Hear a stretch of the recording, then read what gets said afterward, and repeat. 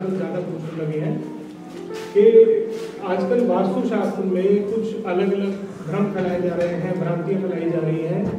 उसी से रिलेटेड ये छोटा सा 8-10 क्वेश्चन उठाए हैं मैंने कि वास्तुशास्त्र में किस तरीके से वास्तुशास्त्र के साथ खिलवाड़ किया जा रहा है। वास्तु के नाम पर मिसगाइड करते हैं बहुत बार लोग। आप बहुत सारे लोग यहाँ पे बैठे होंगे जो हो भी जाते हैं, अपने घर का वास्तु किया, कहीं पे ऑनलाइन वीडियो देख लिया। आजकल वीडियो का ट्रेंड, रील्स का ट्रेंड, शॉर्ट्स का ट्रेंड बहुत चल रहा है। तो किसी की वीडियो देख ली, घर नया बना रहे थे और कोई सीढ़ियाँ गलत बना दी, कोई टॉयलेट गलत बन गया।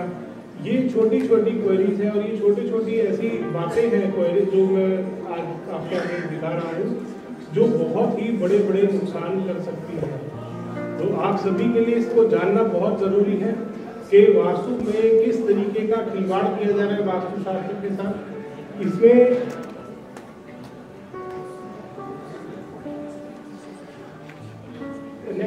नेक्स्ट स्लाइड कर दीजिए।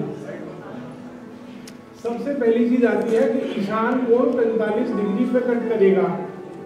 ये वास्तुशास्त्र में जब भी आप किसी भी वास्तु कंसल्टेंट को अपने घर पे बुलाते हैं और वो आपके घर का वास्तु करता है, तो वो ऐसी चक्रा टाइप की चीज आपके नक्शे के ऊपर लगाता है और बोलता है कि ये 45 डिग्री पे आपके घर में नॉर्थ ईस्ट आ रहा है।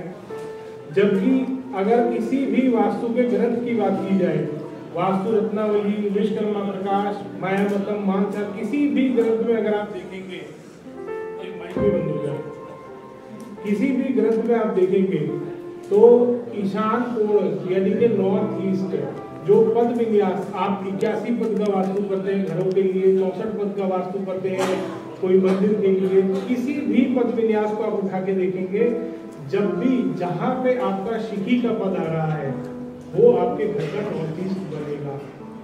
चाहे आपकी डायरेक्शन टिल्टेड हो, टिल्टेड में भी उसी तरीके से वो निकाले जाते हैं पद, और अगर डायरेक्शन स्ट्रेट है तो कितना भी लंबा प्लॉट हो, कैसा भी रेक्टेंगुलर शेप का प्लॉट हो, आपका जो शिखी का पद जहाँ आ रहा है कॉर्नर में आएगा ऊपर, वहीं पे आपका ईशान कोण कट करेगा।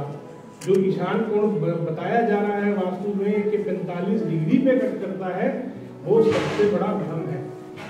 और इसी की वजह से वास्तु बिगड़ना शुरू होता है कि आपने वास्तु कंसल्टेंट को बुलाया था कि आपका वास्तु ठीक हो, बट वो 45 डिग्री पे नॉर्थ ईस्ट कर दिया, फिर आगे चल के 45 पे साउथ ईस्ट कट कर देगा। वो आपकी किचन को घर के ब्रह्म स्थान के एरिया में ले आता है। एक फैक्ट्री में वहां पर यही कांड हुआ होगा। साउथ ईस्ट में एक उनकी मशीनरी थी जिसमें फायर का काम होता था, बजाय साउथ ईस्ट में लगाने के वो ब्रह्म स्थान से और ईस्ट के बीच में आ रही थी, क्योंकि चक्रा के माध्यम से जहां 45 डिग्री कट किया, ईस्ट के बाद 45 डिग्री जहां पे कट किया, वहां पर साउथ ईस्ट मार्क करके वास्तु कंसल्टेंट ने बता दिया कि यहाँ पर आप अपनी मशीनरी लगा लो, और वो ब्रह्म स्थान से ईस्ट के बीच का एरिया आ रहा था अकॉर्डिंग टू वैदिक वास्तु। तो ये सबसे बड़ी समस्या होती है। स्लाइड दिख नहीं रही है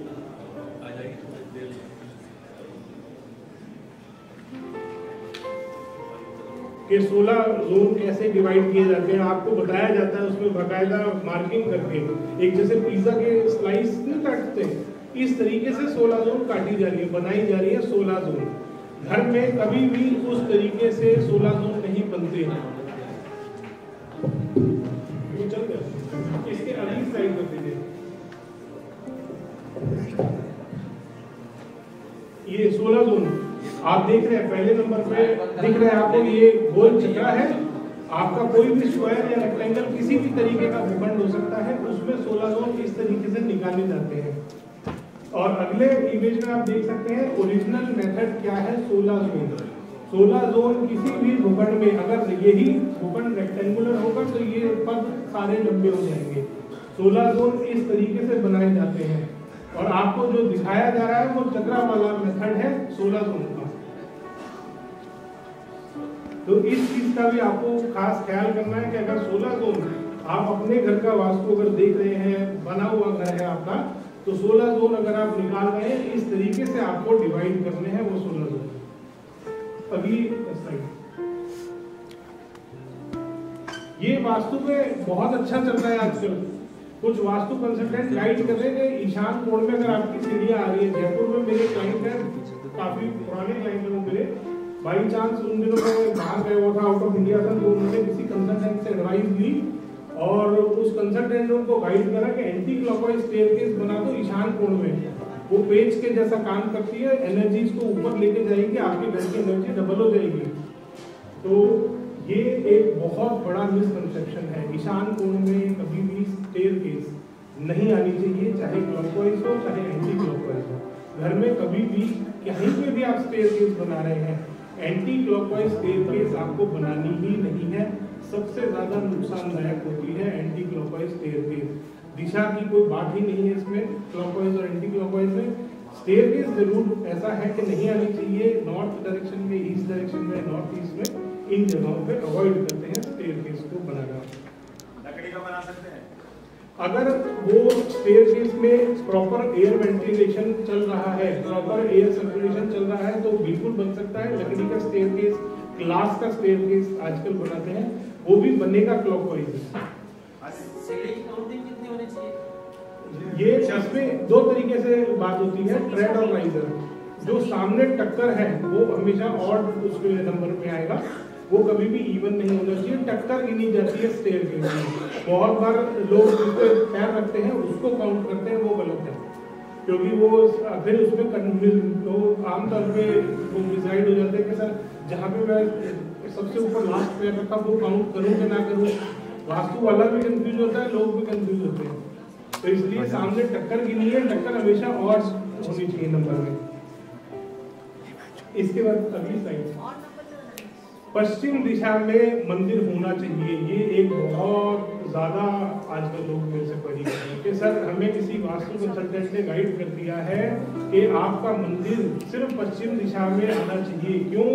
क्योंकि सर आप देख लीजिए जितने भी बड़े मंदिर बन रहे हैं सारे पश्चिम दिशा में उनके भगवान बैठे हैं और बहुत सक्सेसफुल मंदिर है, करोड़ों का चंदा चढ़ रहा है।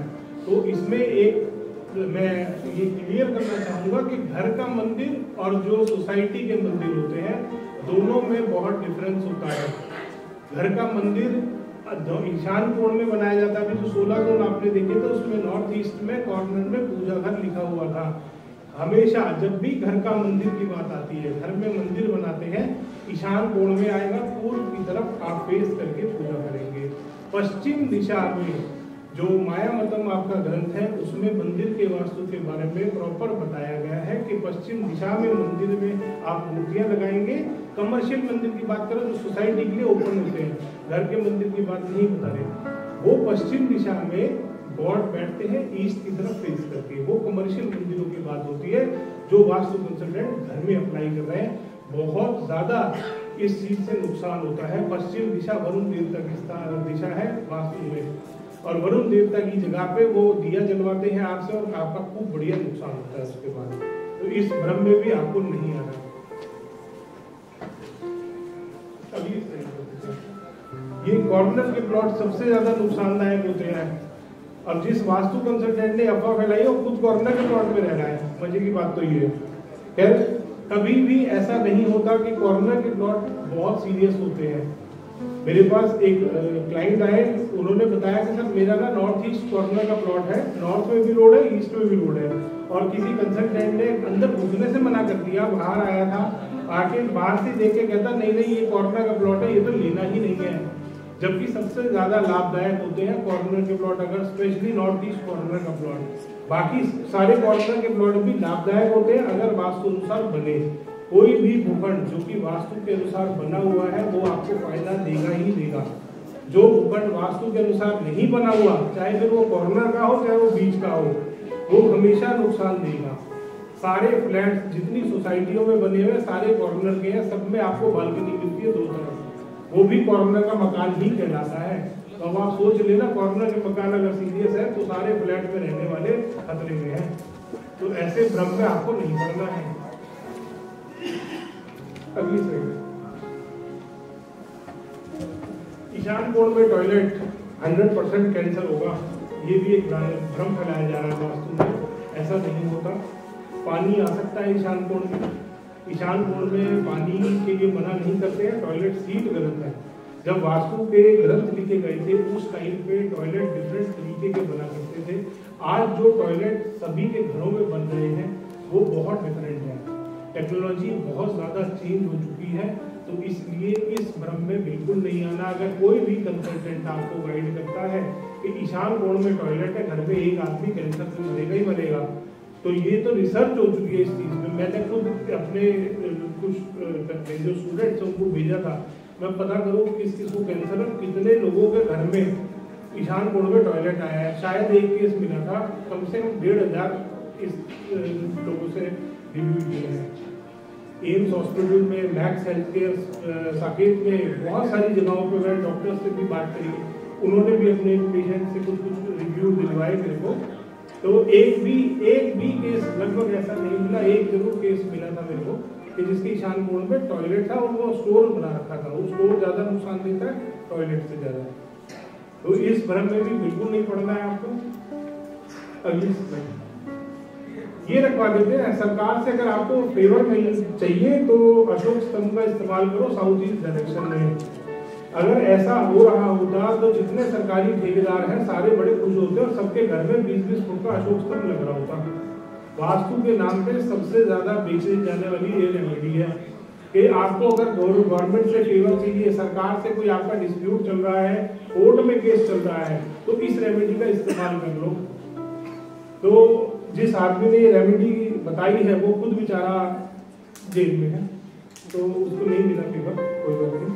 तो ऐसे भ्रमों में नहीं पड़ना, क्योंकि अगर ये सच होता तो जितने सरकारी ठेकेदार हैं सबकी पेमेंट अटक रही है, सबके घरों में 20-20, 25-25 फुट के अशोक स्तंभ लग रहे होते।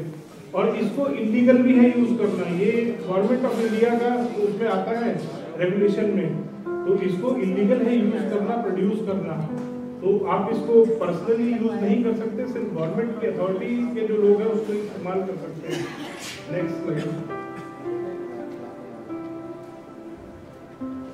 अब ये सबसे फनी चीज है वर्चुअल एंट्री। दुबई में एक फैक्ट्री में विजिट किया था, काफी बड़ी फैक्ट्री थी, मेडिसिन बनाते थे, और उनके ना एक समस्या चल रही थी कि सर हमारी फैक्ट्री में रेप्टाइल्स और चूहे बहुत आते हैं। ओल्ड दुबई की बात है, और खैर वहाँ पे विजिट किया। उनका सर वास्तु तो हमने 2-3 बार चेक कराया, बट हमारे को फर्क नहीं पड़ा, और हमारे कॉन्ट्रैक्ट पहले अच्छे जो चल रहे थे वो छिनते जा रहे हैं। खैर वहाँ विजिट करा, करके नुकसान क्या हो, मतलब प्रॉब्लम क्या है, कहता सर चूहों की समस्या है। खैर पूरी फैक्ट्री में घूमे, अच्छे से देखा, मगर चूहे आते कहाँ से, तो एक वहाँ पे जो उनका बंदर था, एक लीवर टाइप का, उसने कहा सर वो वहाँ पे एक छेद है उसमें से आते हैं। मैं कहीं छेद किस लिए, कहता सर वर्चुअल एंट्री बुलवाई थी वास्तु कंसल्टेंट ने। तो ऐसे 4 छेद करवाए हैं फैक्ट्री में एक ही साइड पे, जो बिल्कुल नाले को फेस करते हुए, पीछे नाला जा रहा है, वहाँ पे कहता बहुत सारे चूहे और ये सब रहते हैं, वहां से वर्चुअल एंट्री खोलते हैं। वास्तु कंसल्टेंट आजकल ना कहीं पे भी छेद कर देंगे कि आपका मुख्य द्वार गलत दिशा में बन रहा है, यहाँ पे सही मुख्य द्वार वाली जगह पे छेद कर दो 4 इंच का, वर्चुअल एंट्री खोल दो। तो ये सबसे बड़ा भ्रम है। उस छेद में से सिवाय रेप्टाइल्स के, सिवाय चूहे और ये जो छोटे छोटे छछूंदर और ये सब जानवर होते हैं, इनके अलावा कुछ नहीं आता। कोई वर्चुअल एंट्री का फायदा नहीं हुआ, उसका प्रोजेक्ट और छिन गया, दवाइयों को चूहे खा गए, आधे ज्यादा पत्ते उतर दिए, और वो जो इंस्पेक्शन वाले आए उनकी फैक्ट्री अनफिट मिली और प्रोजेक्ट कैंसिल हुआ। तो ऐसे चक्रों में ना पड़े, वर्चुअल एंट्री से कुछ नहीं होता। अगली स्लाइड।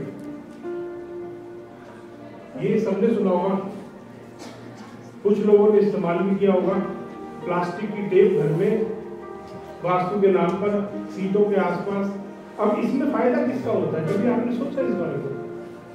इसमें वास्तु कंसल्टेंट का पूरा फायदा है, उसकी एडवर्टीजमेंट हो रही है। कोई भी मेहमान आपके घर में आएगा, किचन में अगर वो गया तो आपकी स्लैब के नीचे हरी टेप मिलेगी उसको, अगर वो आपके टॉयलेट में चला गया तो नीली टेप मिलेगी उसको आपके सीट के आसपास। ये वास्तु कंसल्टेंट की मार्केटिंग होती है। तो जो भी लोग इसको इस्तेमाल कर रहे हैं कृपया ना करें। प्लास्टिक की बहुत गंदी क्वालिटी से चीज बनाई जाती है, बहुत गंदी क्वालिटी का प्लास्टिक। मेरे बहुत सारे क्लाइंट्स हैं इसके टेप जो बनाते हैं, वो खुद बताते हैं, वो जो यूज प्लास्टिक आता है ना उसमें खूब कलर डाल के, कभी भी टेप को स्मेल करना बहुत सड़ी स्मेल आती है, और ये जो कलर टेप होती है इसमें सबसे ज्यादा आती है। क्योंकि जो ट्रांसपेरेंट वाली टेप होती है ना, फिर भी थोड़ी सी क्वालिटी उसकी अच्छी होती है, ये सबसे ज्यादा गंदी टेप है। और ये टेप बेची जा रही है वास्तु की रेमेडी के नाम पे। ये हरी टेप लगा लो, नॉर्थ ईस्ट के टॉयलेट की सबसे बड़ी रेमेडी है। जो आदमी नॉर्थ ईस्ट के टॉयलेट को गलत बता रहा है, जो कह रहा है कैंसर होता है, वो इस टेप को बेचने के लिए बेचारा कैंसर बता रहा है। तो ऐसे भ्रमों में ना पड़े। ये कुछ सवाल थे जो मेरे पास बहुत ज्यादा आते थे, जो आज मैंने यहाँ पे सोचा कि मैं जरूर बताऊं सबको, अपनी वीडियोस के माध्यम से भी मैं बताता रहता हूँ। तो धन्यवाद दोस्तों।